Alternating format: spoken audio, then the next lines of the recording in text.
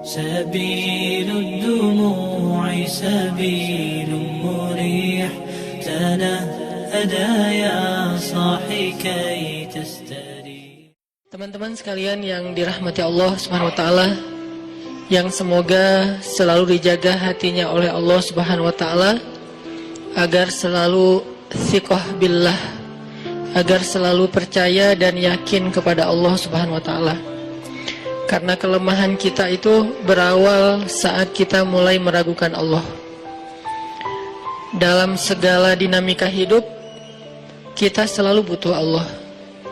Kita butuh Allah ketika Allah kasih kita ujian, bahkan tetap kita butuh Allah ketika Allah kasih kita nikmat.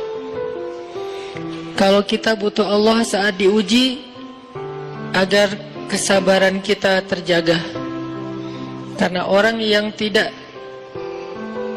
ditemani atau dibersamai oleh Allah Subhanahu wa taala ketika dia sedang diuji, maka dia akan mudah untuk berkeluh kesah, bahkan berputus asa.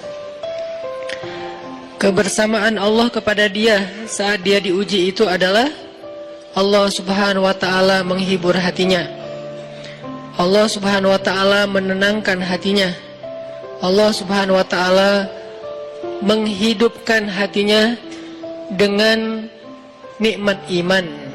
Ala bidzikrillahi tatmainnul qulub. Innamal mu'minun idza dzukirallah wajilat qulubuhum. Bukankah dengan mengingat Allah hati menjadi tenang? Dan orang yang beriman apabila diingatkan dengan nama Allah, disebut nama Allah, maka hatinya akan bergetar.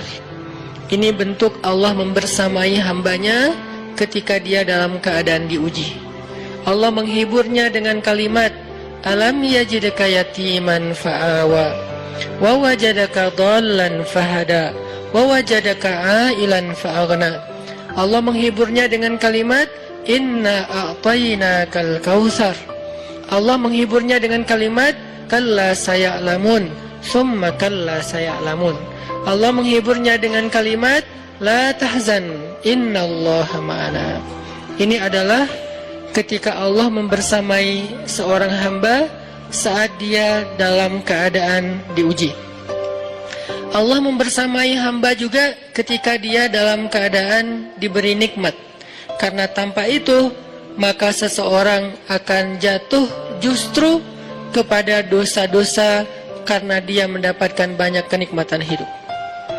Kalau Allah Subhanahu wa taala tidak menjaga dia saat dia diberi nikmat, maka nikmat itu justru menjadi jalan bagi dia untuk terjerumus kepada banyak dosa. Justru nikmat itulah yang menjadi penghalang bagi dia untuk mengingat Allah. Karena dia sibuk menikmati hidupnya, akhirnya dia terhalang dari mengingat Allah tepat waktu. Sibuk menikmati hidupnya, terhalang dari Allah untuk bangun tengah malam. Karena dia tidurnya larut. Kenapa tidur larut? Karena terlalu banyak yang harus dia nikmati sebelum tidur. Dia bisa makan-makan, dia bisa jalan-jalan, dia bisa ngopi, dia bisa ketemu teman, dia bisa belanja. Bahkan dia nunggu midnight sale untuk bisa menghabiskan nikmat yang Allah kasih kepada dia. Sehingga akhirnya tidurnya terlalu larut, lalu dia tidak bisa bangun untuk menghadap Allah, curhat kepada Allah. Hal yang selama ini dia lakukan justru ketika dia diuji oleh Allah. Ketika diuji oleh Allah, mudah bagi dia bangkit tengah malam, curhat, sujud panjang, menangis dalam doa. Ketika Allah kasih nikmat, curhatnya hilang, malamnya lelap, sampai bahkan subuhnya juga kelewat. Ini kalau Allah nggak membersamai seorang hamba ketika dia diberi nikmat.